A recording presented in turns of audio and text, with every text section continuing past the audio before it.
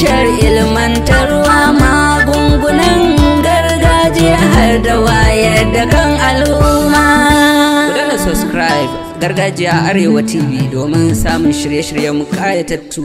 Bismillahirrahmanirrahim. Ya ƴan uwanmu masu bibiyan wannan shafin namu na gargajiya, a kodon lokaci muna kira da jama'a su rika bibiyan wannan shafin namu saboda abubuwa muhimmai wanda muke tallatawa akai, abin da ya shafi bangaren ƙasa, da abin da ya shafi kiwon lafiya, da abin da ya shafi rayuwar ɗan adam. Lalle muna ƙoƙari mu rika faɗakar da ƴan uwanmu bayin Allah, sagiran au kabiran, mace ko namiji, muna ƙoƙarin mu faɗakar da su akan kiraye-kirayen mu akan wannan shafi namu.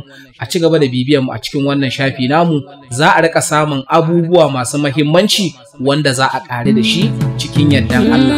Sannan kuma duk da haka za mu iya lambobin wayar mu, masu neman mu sai su nemi mu ta lambobin wayar mu ko kuma ta intanet ɗin mu ko ta email ɗin mu da za mu iya yadda za a yi